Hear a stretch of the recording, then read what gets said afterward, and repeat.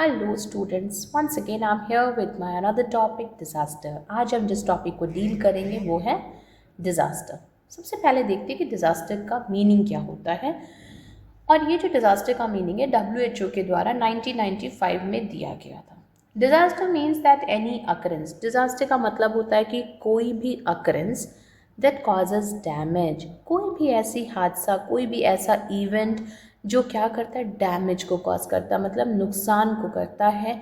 It can be ecological disruption, वो हो सकता है कि पर्यावरण को, वातावरण को आपको डिस्टर्ब, प्रकृति को डिस्टर्ब कर सकता है, या loss of human life cause कर सकता है, मतलब किसी के जान को भी नुकसान पहुंचा सकता है, और डिटोरिएशन ऑफ हेल्थ, और साथ ही साथ अगर किसी भी ऐसे इवेंट का प्रभाव जैसे स्वास्थ्य पे पड़ता है, ठीक है, तो इसे हम डिज़ास्टर कहते हैं। And health services on a scale sufficient to warrant an extraordinary response from outside, मतलब कि जो हेल्थ सर्विसेज होता है उनकी भी क्या बढ़ जाती है, स्केल, उनका कार्य काम करने का जो तरीका होगा वो बढ़ जाएगा, क्योंकि एक नॉर्मल जो हेल्थ सर्विसेज होता है, लेकिन जो डिज़ास्टर के समय हेल्थ सर्विसेज दी जाती है उसमें अंतर होता है, क्योंकि उसमें बहुत ही क्विक और बड़े लेवल का रिस्पॉन्स दिखाना पड़ता है।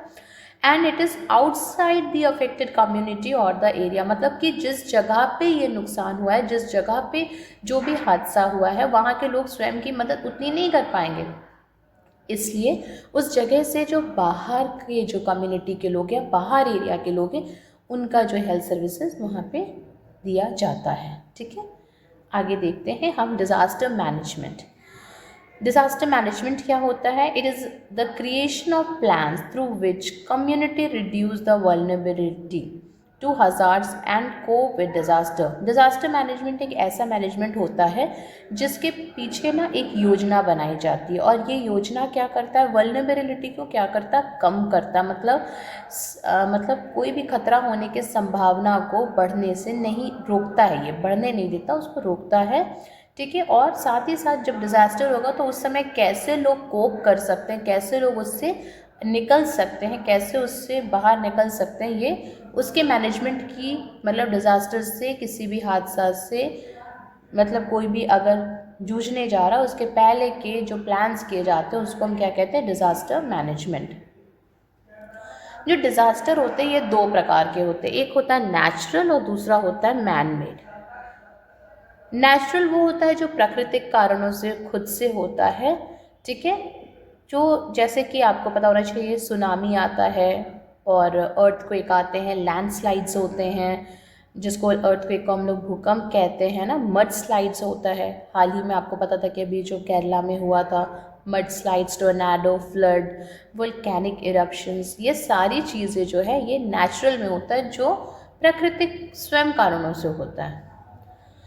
मैन मेड में जैसे आपको पता है कि एक्सीडेंट्स हो जाते हैं, ठीक है, और आपको पता है कि रिसोर्स शॉर्टेज हो जाना है, ठीक है, डैम जब पानी बहुत ज़्यादा बनाते हैं लेकिन उसका पानी खोल दिया जाता है बिना लोगों को बताए, खाली किए बिना, फायर एक्सप्लोजन्स जो हो जाते हैं, टेररिज्म्स हो जाते हैं, पोल्यूशंस है, ठीक है, टॉक्सिक मटेरियल्स को कहीं भी फेंक करके हम जगहों को ख़राब करें, टेररिस्ट अफेक्ट हो गया, वॉर हो गया है, ये सारी जो चीज़ें हैं ये सब क्या होता है, मैन मेड होता है। Principles of disaster management. अब प्रिंसिपल्स ऑफ डिज़ास्टर मैनेजमेंट बहुत इंपॉर्टेंट है, सिद्धांत डिज़ास्टर मैनेजमेंट के। सबसे पहले हम देखते हैं ये सिद्धांत, prevent the occurrence of disaster when ever possible. सबसे पहले सिद्धांत ये बनाया गया है कि इस डिज़ास्टर को होने के पहले ही प्रिवेंट कैसे किया जा सकता है ना, बचाव कैसे किया जा सकता है। दूसरा है minimise the number of casualty if disaster can not be prevented. अगर ऐसी जगहों पे जहाँ डिज़ास्टर को रोका नहीं जा सकता है तो इस चीज़ को कोशिश करना कि किस तरीके से हम वहाँ के कैजुअलिटीज़ को या हादसा को या लोगों के जीवन के नुकसान को हम कैसे बचा सकते हैं या उसके नंबर्स को कम कर सकते हैं। ठीक है, prevent the further casualties from occurring after the initial impact of the disaster. और अगर मान लीजिए पहले कोई भी इनिशियल इम्पैक्ट हो चुका है डिज़ास्टर का, है ना, कोई भी नुकसान हो चुका है डिज़ास्टर का, तो हमें ये देखना है कि उससे होने वाले और आने वाले नुकसानों से हम कैसे लोगों को बचा सकते हैं। ठीक है, फिर है रेस्क्यू करना है हमको विक्टिम को, जो भी विक्टिम रहेंगे उनको हमको क्या करना है, रेस्क्यू करना है। जो भी इंजर्ड है उनको हमको क्या करना है, फर्स्ट एड प्रोवाइड करना है। ठीक है। Evacuate the injured to the medical facility, अगर जो भी इंजर्ड हो गए उनको हमको मेडिकल फैसिलिटी तक कैसे पहुंचाना है। Provide the definite medical care, instant हमको कौन सा मेडिकल केयर जो उन लोगों को चाहिए वो प्रोवाइड करना है। And promote the reconstruction of life, और पुनः उनके जीवन कैसे वो प्रारंभ कर सकते हैं, उनके लाइफ को हमको इस बात को शुरू करना है। ठीक है, देखना है। नेक्स्ट हम देखेंगे कौन कौन से मेजर नेचुरल और मैन मेड डिज़ास्टर्स होते हैं। ठीक है, इसको देखेंगे। सबसे पहला जब मेजर डिज़ास्टर की हम बात करते हैं तो आप देख सकते हैं यहाँ पे मेजर डिज़ास्टर जो नेचुरल है और माइनर डिज़ास्टर्स जो नेचुरल है। मेजर डिज़ास्टर्स में जैसे flood, cyclone, drought, earthquake. Flood मतलब क्या होता है हमारा, जो पानी बढ़ जाता, बाढ़ आना। साइक्लोन का मतलब जो तूफान आता है ना। ड्रॉथ मतलब जो सूखा पड़ जाता है, जब अकाल का समय हो जाता है, ड्रॉथ है ना। और अर्थक्वेक का मतलब होता है भूकंप आना। माइनर में कोल्ड वेव्स जो ठंडक पड़ती है, थंडर स्टॉर्म्स होते हैं जो बारिश का समय थंडर स्टॉर्म्स होते हैं, और हीट वेव्स बहुत एक्सट्रीम जो गर्म हो जाता है। मड स्लाइड्स, जो मिट्टी जो होता है ना, मड स्लाइड्स, जो मिट्टी वो बहने लगता है, गिरने लगता है। और तूफान, स्टॉर्म्स। मेजर मैन मेड में देखेंगे settings of the fire, epidemic, बीमारी का, डिफॉरेस्टेशन, जंगलों को काटना, pollution due to prawn cultivation, जब प्रॉन कल्टिवेशन की वजह से जो पोल्यूशन होता है, केमिकल पोल्यूशंस जो होते हैं, वॉर होते हैं, लड़ाई झगड़ों की वजह से जो लोगों को भी नुकसान होता है और वातावरण को भी नुकसान होता है। माइनर्स में देख लेते हैं हम। सबसे पहले रोड है, ट्रेन एक्सीडेंट्स है, राइड्स है। ठीक है, फिर हम देखते हैं इसमें है फूड पॉइजनिंग है, इंडस्ट्रियल डिज़ास्टर्स है, एंड एनवायरमेंटल पोल्यूशंस है। ये सारी चीज़ें आ जाती हैं हमारे माइनर में। फिर हम देख लेते हैं एपिडेमियोलॉजी, इसका जो हमारा रहता है एपिडेमियोलॉजी देखते हैं। एपिडेमियोलॉजी फ्रेम में हमेशा 3 चीज़ें आती हैं। सबसे पहला क्या आता है, एजेंट, होस्ट एंड एनवायरनमेंट। तो हम सबसे पहले देखते हैं कि एजेंट, होस्ट और एनवायरनमेंट में क्या है, एपिडेमियोलॉजिकल फ्रेम का है ये। ठीक है, किस चीज़ का दिया गया, ये डिज़ास्टर का दिया गया। ये एपिडेमियोलॉजिकल दिया गया है हमारे डिज़ास्टर के लिए। ठीक है, host and environment, agent, host and environment. अब एजेंट देखते हैं कि हमारा सबसे पहले एजेंट क्या क्या होता है। सबसे पहले डिज़ास्टर एजेंट में आप देखेंगे तो प्राइमरी एजेंट हो सकते हैं for including the falling buildings, heat, wind, rising water and smoke. ये सारी चीज़ें क्या हो जाएंगी, आपके प्राइमरी में आ जाएंगी। और सेकेंडरी में हो सकता है आपका बैक्टीरिया हो गया, वायरसेस हो गया। ठीक है, जो कि इन्फेक्शंस को कॉज कर सकता है। ठीक है, ये क्या हो गया आपका सेकेंडरी में आ जाता है। ओके, नेक्स्ट है आपका होस्ट। होस्ट में क्या होता है, human kind. Human kind, age, sex, immunisation status, pre existing health, degree of mobility and emotional stability, ये आपके आ जाते हैं होस्ट में। ठीक है, नेक्स्ट है एनवायरनमेंट। एनवायरनमेंट में हम फिजिकल एनवायरनमेंट को, एनवायरनमेंट बटे हुए हैं फिजिकल में, केमिकल में, ठीक है, और बायोलॉजिकल में, social factors and psychological factors. तो सबसे पहले देखते हैं हम फिजिकल फैक्टर्स को। फिजिकल फैक्टर्स में क्या इंक्लूड होता है, जैसे फूड हो गया, वाटर हो गया, इलेक्ट्रिसिटी हो गया, ये सारी चीज़ें फिजिकल फैक्टर्स में आ जाती हैं।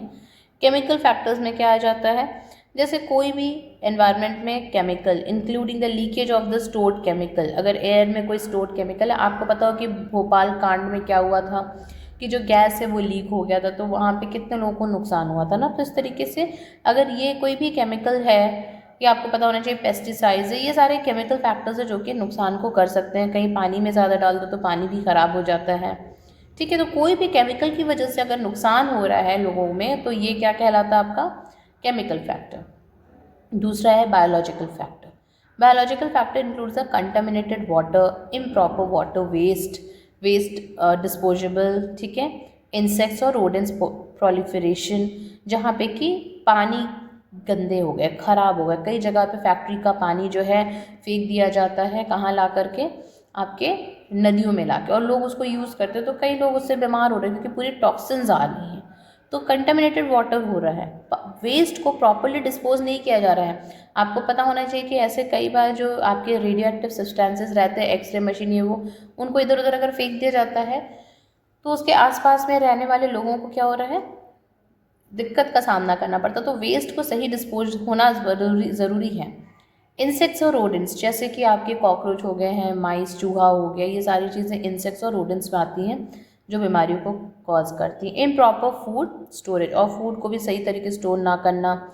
Lack of refrigerations owing to interruption electrical services, और अगर रेफ्रिजरेटर भी प्रॉपर यूज़ नहीं किया गया है तो चीज़ें उससे जल्दी सड़ने लगेगी, ख़राब होने लगेगी, स्पेशली गर्मियों के मौसम में। तो ये सब आता है हमारा बायोलॉजिकल फैक्टर में। फिर आता है social factor. Social factor contributes to individual social support system. Social factor मतलब आपके समाज से जो हमारा कैसा रिलेशन है, ठीक है। लॉस ऑफ फैमिली मेम्बर्स, अगर किसी के फैमिली मेम्बर्स का कोई ख़त्म हो गया है, किन्हीं की मृत्यु हो गई है। Changes in the role, changes in the role का मतलब होता है जैसे घर में हस्बैंड वाइफ है, बच्चे हैं, लेकिन अगर हस्बैंड बीमार पड़ गया तो वाइफ का रोल भी चेंज हो जाता है, बाहर का भी काम उसको करना है, साथ ही साथ घर को भी संभालना है, तो वो चेंज हो जाता है। फिर रिलीजियस बिलीफ, सब तरह के लोगों का क्या है, बिलीफ अलग अलग है। Social factors to be examine after the disaster, और हर डिजास्टर के बाद सोशल फैक्टर्स भी एग्जामिन करना बहुत ज़रूरी हो जाता है। फिर आता है साइकोलॉजिकल फैक्टर्स। साइकोलॉजिकल फैक्टर क्या होता है, distress of victim to the distress site, मतलब कि जो भी डिस्ट्रेस होता है ना विक्टिम का, एक बार कोई अगर किसी भी घटना से बाहर आता है तो उनको भी उस चीज़ से बाहर आने में बहुत टाइम लगता है, तो वो किस में आ जाता है आपका, साइकोलॉजिकल फैक्टर्स में। तो सबसे पहले हम लोगों ने क्या देखा है, physical factor, chemical factor, biological factor, social factor and psychological factor. Next we will see the phases of disaster. Phases क्या क्या होते हैं डिजास्टर्स के। सबसे पहला जो फेज़ होता है वो प्री इम्पैक्ट फेज़ होता है, फिर इम्पैक्ट फेज़ होता है। पहले हम प्री इम्पैक्ट फेज़ देखते हैं। प्री इम्पैक्ट का मतलब क्या होता है कि घटना के होने से पहले का phase. This is the initial phase of the disaster, ये इनिशियल है, स्टार्टिंग है। वार्निंग इज गिवन, इसमें क्या होता है, वार्निंग दिया जाता है। Prior to the actual occurrence, मतलब कोई भी चीज़ होने के पहले क्या दी जाती है, वार्निंग दी जाती है कि जल्दी इस जगह को खाली करिए, तूफान आ सकता है, ये जगह में सुनामी का आ रहा है, इस तरीके से पहले होता है। तो इमरजेंसी सेंटर्स जो होते हैं वो क्या करते हैं, ओपन हो जाते हैं, कम्युनिकेट करते हैं रेडियो टेलीविज़न के द्वारा। और आपको ये पता होना चाहिए कि गर्मियों के समय में, ठंड बारिश के समय में ऐसे क्या होता है, रेड अलर्ट जारी किया जाता है ना कि ये एरिया रेड अलर्ट में, यहाँ एक्सट्रीम गर्मी पड़ेगा, प्रिकॉशन लेना ज़रूरी है। तो ये प्री इम्पैक्ट फेज होता है, जो लोग पहले से अपनी तैयारी कर लेते हैं, ठीक है। तो ये this was pre impact phase. Second is impact phase. Impact phase में क्या होता है, this occurs at the time of disaster, ये डिजास्टर के समय होता है।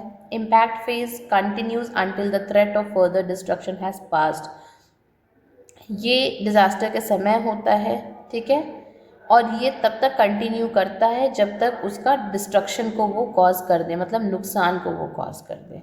And the emergency plan is in effect, और इसके बाद इमरजेंसी प्लान भी क्या होता है, इफेक्ट में आ जाता है, ठीक है। इमरजेंसी प्लान वाले आ जाते हैं ताकि वो क्या करे, सपोर्ट प्रोवाइड करे, physical support and psychological support, ठीक है। तो ये आ जाता है आपका pre impact phase, impact phase. Next phase हम देखेंगे post impact phase. Post impact phase का मतलब होता है जो नुकसान डिजास्टर होने के बाद के फेज को हम क्या कहते हैं, post impact phase. Recovery being during the emergency phase and and with the return to the normal community order and functioning. अब पोस्ट इम्पैक्ट फेज क्या होता है कि इमरजेंसी सर्विसेज दे दिया गया था, अब लोग क्या करें, नॉर्मल अपने